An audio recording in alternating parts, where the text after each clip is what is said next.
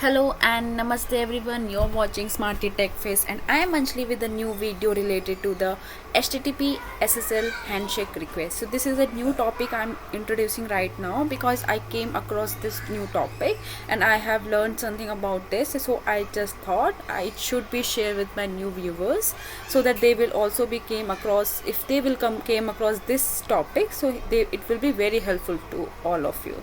So let's talk about this. In this video, this related topic will be in some 4 to 5 parts. So this part we will be discussing what are the prerequisites we require to make any HTTP SSL handshake request, when you will came across this type of request and why you have to do this and how this actually works. So we will talk about this in this part. In next part that will become next week, that will be uploaded next week. So in that part I will be making the SSL handshake request with the curl request. So we will check that how we can make a curl request to have which is having a SSL request. Okay, so we will check that how we can do that. After curl we will move to the postman, then after postman we will check that how we can do this same thing in the Java HTTP requests. Okay, so let's get started. So before this, I'm saying that this is a HTTP SSL handshake request. What does that mean? So I'm just taking an example. In my case, what happened is I wanted to integrate with some third party and they have enabled the SSL two-way handshaking. That means if any request, if I want to integrate with them and I want to request something and want the response back from them, they will firstly verify the source.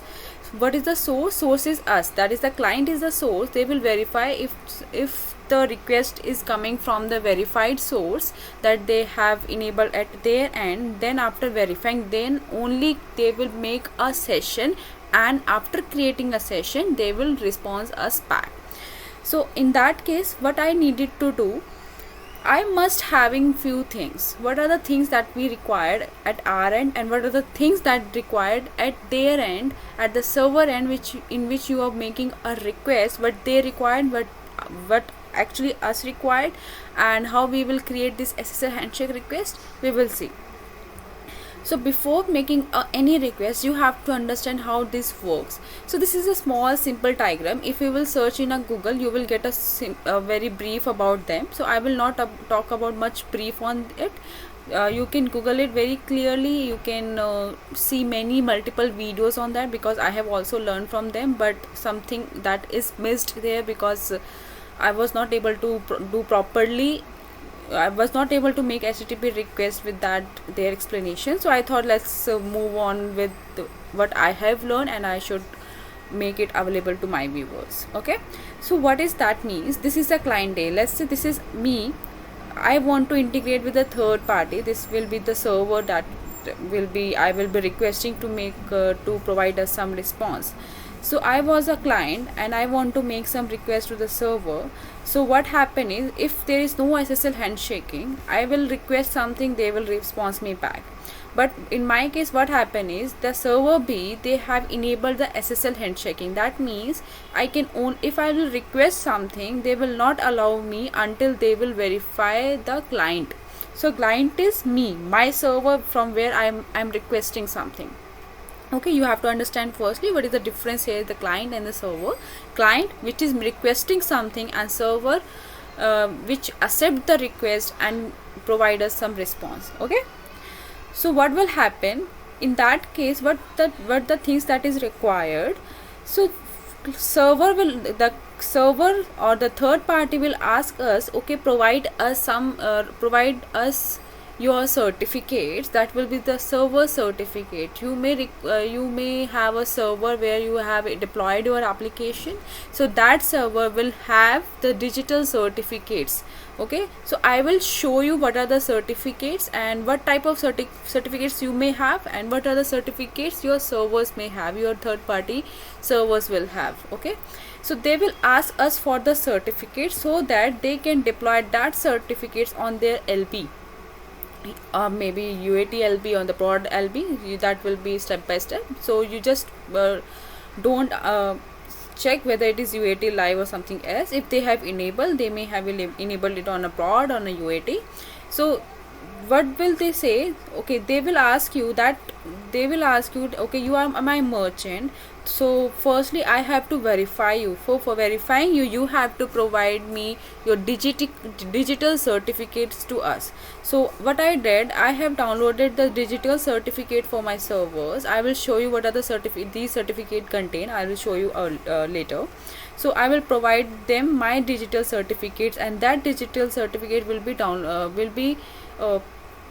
downloaded on their, they will just provide it on their LB. Okay, so after making them my after my certificates will be available to them, they have deployed it here. Now what will happen, my client will now request the server B with some private key. What will this private key does?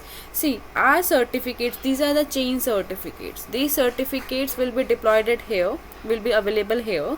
Now how they will be knowing, okay, if the same client A is requesting us, so what will it do? We will do, the client will make a request with some private key. You will get the private key as well while downloading your digital certificates. So I will make a request with the private key, and then that private key will decrypt the session that is present in the server. So server will try to decrypt the session with this private key. If they are able to do that, so they will open the session and respond us back. Okay, in the same case, if your servers or also have enabled the SSL, you will do the same thing. You will have the certificates given by the servers and deployed it on your servers, and they will respond you back with some private key, and you will try to decrypt the session and then only accept this response. So this is called as a two-way SSL. You can go on a brief introduction to them while googling them, or on a YouTube with the server videos. You will check it out. I am just sharing some normal example that I have faced in my routine, so that you will be able to understand what does that SSL handshaking mean. So this is all what means is, you need to verify the source from where the request is coming or from the response is coming. In my case, I was not checking the server certificates. In my case, I was only providing me my request with the private key, and the server B will try to decrypt the session with this private key and this certificate that they have enabled on their server. If they are verified, if the source is verified, that is the request is verified, then only they will provide me the response, or otherwise it may just response you back with the SSL handshake failed or connection time or something else. You may get the, I think you will only get the SSL handshake failed response. So I think you are now aware that how this SSL handshaking will work, and how this all, what are the things we require. So here what we learned, so we may require the private key, we may require the client certificate, that is our certificate, so that we can provide it to the server or the third party. So these are the things which we require. Now let's see how our certificates look alike and how we need to prepare them. Okay, so here you will see. So I have a server certificates, and also I have a client certificate, that is my certificates, my server certificates. So what will they have?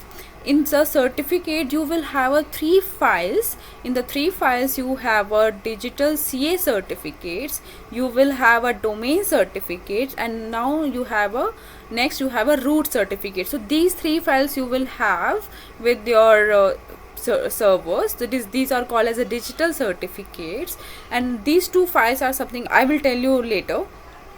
So these 3 files you have for your servers, and you will have the certificates from the server as well if you require to verify the server. In that case, like as I have said earlier, if client want to verify the server, they will also have a server B certificate. So for that case, I have a certificate from the servers as well, from the third party as well. They will also provide me the root certificate. They will also provide me the CA certificate and the domain certificate.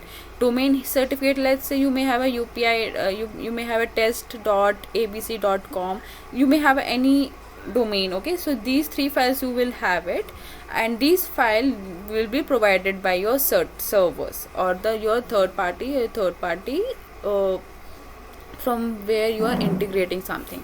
So this will be the client and this will be the server certificate. Now what I needed to do, what in my case I have to make a request with the SSL enabled request, and if I need to then firstly I will provide my certificates to the servers, to the third party, so that they will enable these certificates at their end. They will deploy these certificates on the LB, and if any request coming for these requests, they will provide me the response. They will verify it and provide me the response. Okay, now next thing you must have is your private key, RSA private key. This will also be containing like this. If you will open this key file, you will have the private key with this thing, begin RSA private key and the end RSA private key. So this is also a private key which you may need it to make any request to the servers if they are enabled with the SSL handshaking. So these four things you will require at your end, and if you want to verify the server's response, you may require the server certificate also. So now next thing you have to learn is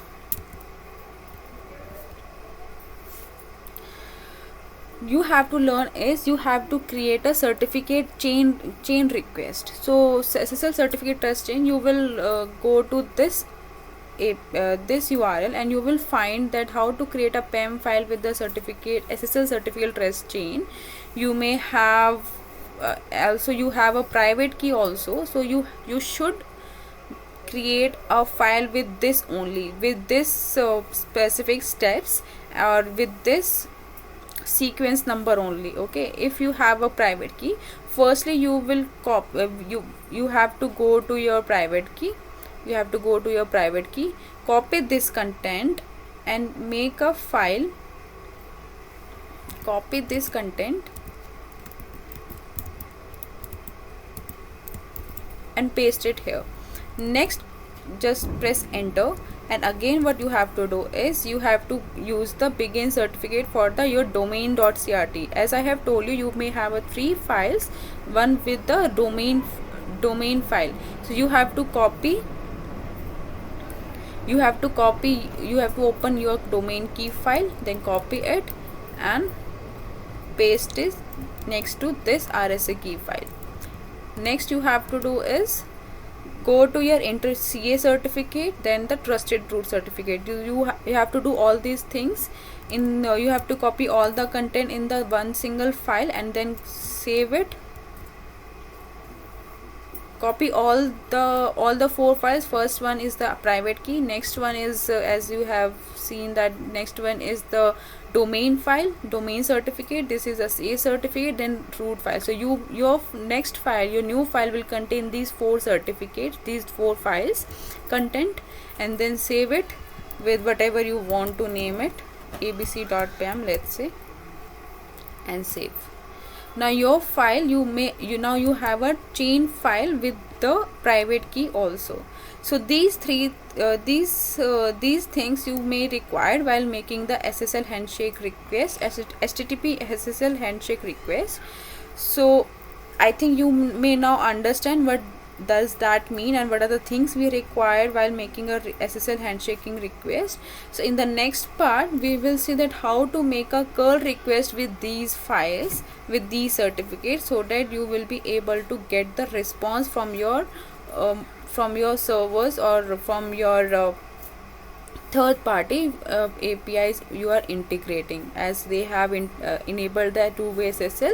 So in that case they will only provide you the response if they are able to verify you. Okay, in the next part we will see the curl request and then postman request, and then after it we will do with the Java HTTP request, which will be enabled with the SSL handshaking. So after moving to the next video, you have to understand these concepts, that what are the SSL handshaking, what are these files, and how the format of these files will be having at our end. For the next video we will wait and see what are the things we can do, and till then take care, bye bye.